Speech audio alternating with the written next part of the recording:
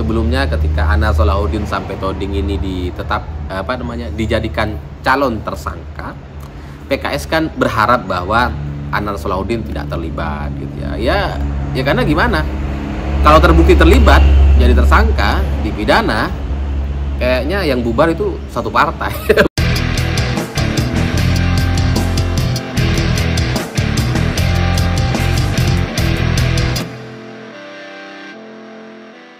Selamat pagi semuanya. Hari ini kita semua dikagetkan dengan produksi atau percetakan uang palsu dari sebuah perpustakaan UIN Makassar. Jadi bayangkan mencetak uang palsu dari kampus. Ini sangat luar biasa, dan yang lebih mengejutkan lagi, kualitas dari uang palsu ini begitu luar biasa karena terdeteksi sinar UV. Jadi seolah-olah seperti uang asli, meskipun bentuknya ya nggak asli gitu ya. Tapi kalau dicek di sinar UV itu kayak asli gitu. Dan ini katanya sudah diproduksi ratusan triliun rupiah dari perpustakaan UIN Makassar. Jadi saya nggak kebayang gitu ya, bagaimana sebuah kampus dan perpustakaan di sebuah kampus mencetak uang palsu. Dan salah satu tersangka atau calon tersangka ini ternyata posisinya itu menjadi sangat unik sekali, karena salah satu calon tersangkanya adalah Anar Solahuddin sampai Toding. Dia sebagai investor atau sebagai penggerak dari aktivitas ini, karena ini adalah produksi uang palsu yang sangat-sangat serius dengan teknologi yang begitu canggih, dengan percetakan yang begitu luar biasa canggihnya. Dan si Anar Solahuddin sampai Toding ini adalah orang PKS.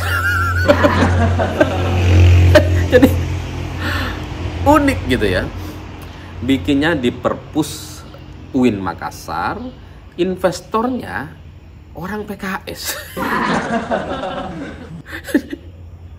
Jadi kebayang betapa aktivitas pencetakan uang palsu ini begitu luar biasa, karena memang ya salah satu inisiator atau investornya adalah orang partai gitu. Makanya terlihat begitu sistematis, begitu rinci, detail sekali, dan sulit untuk ditemukan. Ya karena siapa yang ngira di kampus loh, di perpus bikin uang palsu. Dan PKS sudah memberikan klarifikasi bahwa dalam sistem data kami, kata PKS, beliau Anar Solahuddin sampai Toding tidak terdaftar sebagai kader PKS. Kader PKS itu berasal dari perkataan beliau saja, perkataan dirinya sendiri saja. Begitupun sebagai Dewan Pakar PKS, kami belum mendapatkan SK terkait hal tersebut. Ini klarifikasi yang disampaikan oleh Sekretaris PKS Sulawesi Selatan, Rustang Ukas. Jadi dianggap enggak, itu bukan kader PKS, dia bukan bagian dari PKS. Meskipun foto-foto terkait Anar Solahuddin sampai Toding ini itu sudah beredar luas gitu, ketika dia dipakein jaket PKS, jas PKS oleh Presiden PKS. Masa iya pakai jas, udah pakai jas logo PKS, bukan kader PKS? Oh enggak, itu cuma sebagai penghormatan saja. Jadi pakai jas PKS itu tidak otomatis menjadi kader PKS. Nah, bantahan-bantahan yang disampaikan oleh PKS ini sejalan dengan berita-berita terkait Anar Solahuddin sampai Toding yang di website PKS itu dihapus-hapusin. Coba dihapus jejak digitalnya ya, supaya kalau kita klik itu nggak ada beritanya, padahal sebelumnya itu ada gitu. Jadi mereka coba untuk menutupi, mereka coba untuk tidak mengakui, tapi masalahnya jejak digital soal Anar Solahuddin sampai Toding ini itu ada di mana-mana, nggak cuma di website PKS. Karena ya ketika PKS mencoba untuk menghilangkan jejak Anar Solahuddin sampai Toding di website yang lain, kan mereka nggak punya kendali gitu. Setidaknya di tahun 2023 lalu, Presiden PKS itu bertemu dengan Anar Solahuddin Samsudin. Dan di situ, di beritanya, itu jelas dikatakan bahwa Anar Solahuddin Samsudin ini sudah menjadi Dewan Pakar Sulawesi Selatan selama 15 tahun. Jadi dia adalah tokoh di Sulawesi Selatan dan tokoh PKS karena menjadi Dewan Pakar.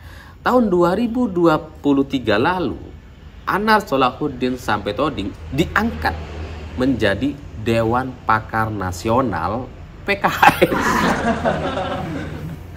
Jadi gimana caranya kalian mau bantah kalau datanya sudah sedetail itu? Dan kalau dibilang, wah kita belum mendapatkan SK-nya dan sebagainya, itu bukan salahnya si Anar gitu. Karena si Anar sudah berkarir 15 tahun menjadi Dewan Pakar di Sulawesi Selatan. Ya cuma yang aneh ya, kenapa kalian kok nggak tahu kenapa harus mencari soal SK-nya. Padahal kalau sekelas tokoh yang sudah berkarir selama 15 tahun, rasanya kita sudah tidak perlu mempertanyakan SK, KTA, dan sebagainya. Sama lah seperti kita melihat Adiana Pitupulu misalkan gitu ya. Kan kita nggak perlu tanya SK-nya apa, KTA-nya mana, nggak perlu. Semua orang juga udah tahu gitu, terutama orang-orang dari PDI Perjuangan. Gitu ya. Begitu juga dengan Golkar, gitu ya. Begitu juga dengan PKB dan partai-partai yang lain. Kalau ada satu orang tokoh yang sudah berkarir selama belasan tahun, rasanya nggak perlu dicari SK-nya, karena semua orang di internal partai sudah pasti tahu. Jangankan di internal, di luar partai juga orang tahu. Nah sama seperti Anar Solahuddin ini. Jadi kalau ini dibantah sama sekretaris PKS Sulawesi Selatan, itu kayaknya mereka panik aja gitu ya dengan kasus ini gitu. Karena kalau Anar Solahuddin ini menjadi tersangka, sekarang kan masih calon gitu ya. Kalau kemudian nanti menjadi tersangka, saya nggak kebayang ini efeknya akan kemana-mana. Apalagi dengan uang ratusan triliun yang sudah dicetak dari percetakan ini, itu kan bisa mengganggu ekonomi nasional kita. Jangan-jangan masalah negara kita, ekonomi kita stagnan atau ekonomi kita itu nggak jalan selain karena urusan COVID dan sebagainya, jangan-jangan juga faktor ini gitu, faktor uang palsu yang beredar di mana-mana. Dan kalau sampai Anar Solahuddin terbukti bersalah atau menjadi tersangka, saya sangat yakin bahwa pemerintah akan mengevaluasi dan mengaudit PKS, karena ini ada hubungannya, nggak mungkin enggak gitu. Sebagai Dewan Pakar yang sudah 15 tahun, sebagai Dewan Pakar Nasional PKS sejak tahun 2023, maka patut rasanya Anar Solahuddin ini diperiksa untuk kemudian ditanya uangnya ini untuk apa. Kalau sampai ada yang digunakan untuk kepentingan politik atau operasional partai, kebutuhan logistik kampanye dan sebagainya, ya pasti ya, kan nggak mungkin cuma buat beli mie goreng atau mie ayam. Kalau sudah jumlahnya triliunan itu kan pasti ya untuk kebutuhan yang lain-lain. Itu bisa membuat PKS dievaluasi dan bahkan dibubarkan gitu. Karena ya kita bisa membayangkan bagaimana strategi pencetakan uang palsu ini dipikirkan begitu matangnya, dibuat di perpustakaan universitas. Kemudian nanti kalau dia terbukti si Anar ini adalah pelaku atau investornya atau inisiatornya, maka tidak menutup kemungkinan penyebarannya ya lewat orang-orang sekitarnya, orang kader PKS juga gitu ya. Itulah yang kemudian membuat isu ini bisa menjadi besar sekali dan bisa membuat PKS dibubarkan pada akhirnya. Dan ya nggak tahu apakah itu akan terjadi atau enggak, tapi soal sosok Anar Solahuddin Samsudin ini yang berkarir selama 15 tahun dan mencetak uang, terlibat dalam pencetakan uang di UIN Makassar, ini patut rasanya untuk dijadikan satu pelajaran. Kok bisa baru ketemu sekarang? Kok bisa sebelum-sebelumnya itu kayak kayak nggak ada gitu ya, kayak nggak ketahuan gitu. Padahal ini dengan transaksi atau pencetakan uang yang sebesar itu kan mengganggu sekali bagi ekonomi nasional kita. Ya semoga PKS tabah menghadapi masalah ini gitu, karena ya bagi PKS gitu ya, sebelumnya ketika Anna Solahuddin sampai Toding ini dijadikan calon tersangka, PKS kan berharap bahwa Anna Solahuddin tidak terlibat gitu ya karena gimana, kalau terbukti terlibat jadi tersangka dipidana, kayaknya yang bubar itu satu partai bukan cuma satu keluarga, satu orang. ya kita tunggu saja, semoga isu ini tidak berhenti sampai di sini saja. Semoga isunya terus dibicarakan dan tidak hilang seperti kasus-kasus yang lain, karena ada banyak kasus besar di Indonesia yang hilang begitu saja hanya karena isu lain yang lebih receh, yang lebih remeh-temeh, dan kemudian orang lebih berfokus ke sana. Itulah yang terjadi kepada Gus Miftah gitu ya.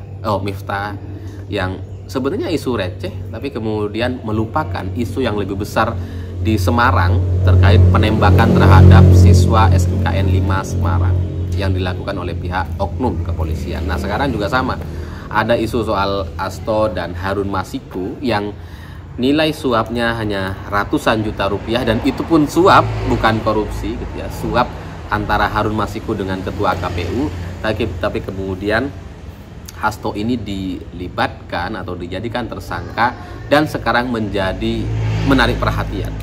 Semoga dengan begitu kita tidak lupa dengan uang palsu ini yang jumlahnya atau daya rusaknya jauh-jauh lebih besar dibandingkan Harun Masiku. Saya pikir itu. Terima kasih sudah menonton.